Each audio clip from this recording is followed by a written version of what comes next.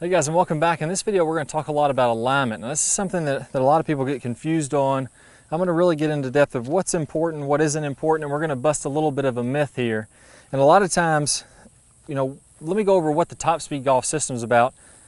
A lot of times when we're working on things, we get wrapped up in these tiny details. We want to get our feet perfectly aligned. If we don't get them right within a millimeter of being perfectly square, or our posture is exactly perfect, our shoulders are perfect, our setup is perfect, and we can get really obsessed because there is so much information out there on golf with our grip, with every little tiny detail, that we want to get it all perfect when we set up, and then when we make a swing, we don't get the type of shot that we want, and we can't figure out why it is.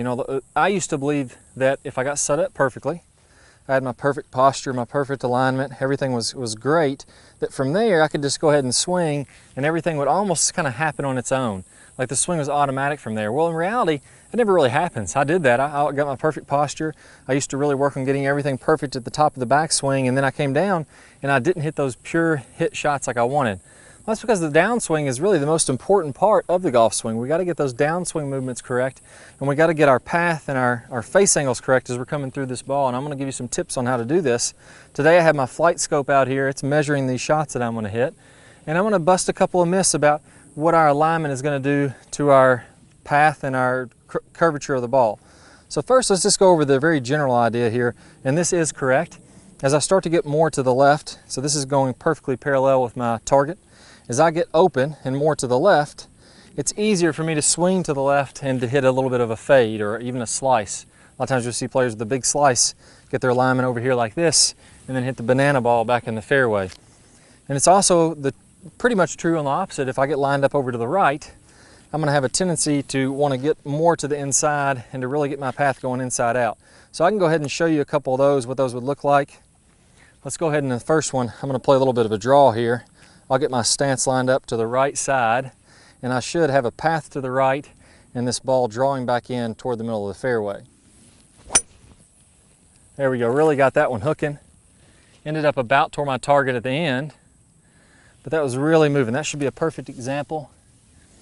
On that shot, we're going to see 230 carry, 280 total distance. Oh, unfortunately, it didn't get my path. Let's go ahead and try one more, see if it'll get my path on there. Let's try that out again. I'm going to line up to the right, shoulders to the right. I'm going to really work on swinging here and letting those hands roll on over, so my face is going to actually be to the left of my path. There we go. Didn't get that one working as much. Should have tried to turn that one over a little bit harder. Let's see if it gets my path. There we go. That time the path was 6.4 to the right. Now I could do the same thing and go to the left. You'll see how that ball started to curve back from right to left. As I get my path, or my path means the direction the club is swinging, more to the right, it's easier to roll that face on over and to get the ball turning over from right to left. So the same thing is happening if I hit the fade. I'm going to spare you guys the time here, and we're going to assume that if I line up to the left, I'm going to be able to swing a little bit more to the left and get that fade going back that way. I could probably get my path going 5 or 6 degrees to the left and get that fade going back in there. So what about all the other shots, right? So sometimes, we'll worry about getting our alignment perfect, and then our path will be way to the right. Let me prove to you that this can happen. I'm going to go ahead, let's actually line up to the right here. I'm going to get my feet way out to the right. My shoulders are lined up to the right at address. And I sliced the heck out of that one. That one went way over in the woods. That was a terrible golf shot. Let's see what that one was. Hopefully got my path on that one. Yeah, 11.4 degrees to the left. So even though my feet were lined up this way, my shoulders were closed here at address, I was still able to get this club swinging way over top and to the left. So it shows you that, alignment is important. It's definitely easier when we get lined up to the left, hit a fade. We get lined up to the right, hit a draw, but it's not everything. What really matters in this is what we call the move in our Top Speed Golf system. So we have 5 pieces. We talk about lag. The move is very important to lag. We need to get this shaft basically shallowing out, and we need to get this club face, the back of my left hand starting to bow a little bit as we're coming down, and look how that starts to close the club face. All right, so you see that club face start to close on down. So now as I get closer to impact, it's going to be easier to square up this club time and time again. If I can do that, then no matter my alignment, I get a feel for what's happening in my downswing. So I can line up to the right, and I can go ahead, and on this swing, I'm going to go ahead and I'm going to try to get that shaft shallowing out, get my left wrist bowing, and what that's going to do here, if you pause halfway down, if I bow my left wrist, it's going to kind of cut my right wrist, and that's going to close this club face a little bit. And from there, that's squaring up the club face in the downswing. So as I come through contact, now I can get everything, almost imagine like the right palm of your hand is the club face. I'm going to keep that working squarely through the ball to get this nice straight shot. So here I'm going to go ahead and line up to the right, and let's see if I can go ahead and get a fairly straight path and a good club face on this one.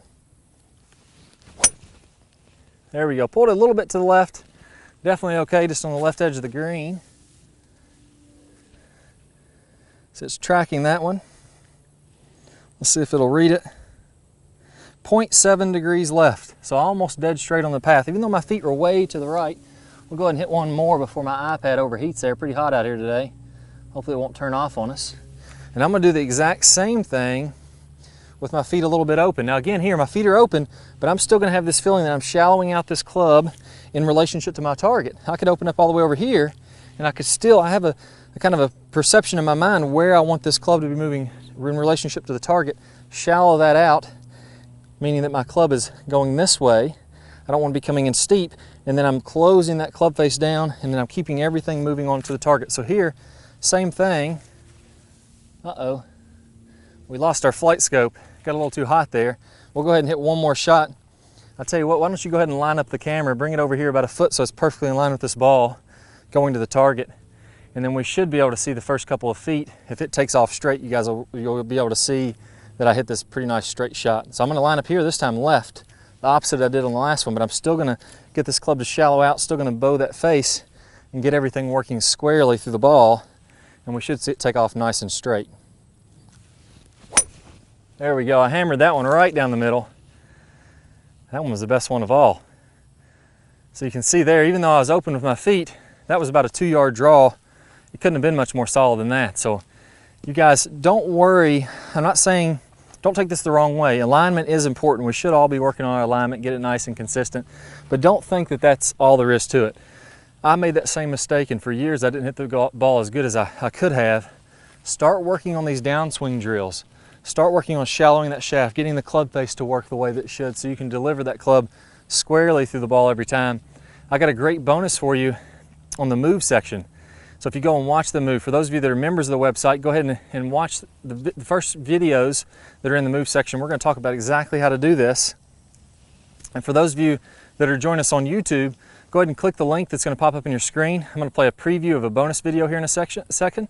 You can watch that full video from the move series by clicking the link that pops up on your screen, or if you're on a mobile device, go ahead and click the iCard, or if you're on a tablet, also click that iCard. You'll be able to see that full video so that you can start getting control of your downswing, hitting those nice straight shots, and being able to be adaptive and always getting the ball where you want it to go. So good luck to you guys. I'll see y'all soon.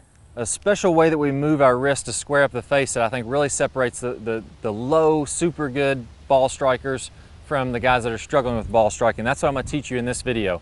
When we're hitting a draw, usually what's happening is we're going to come in a little bit shallower to the ground. You can see my club is shallower to the ground. It's going to exit shallower to the ground.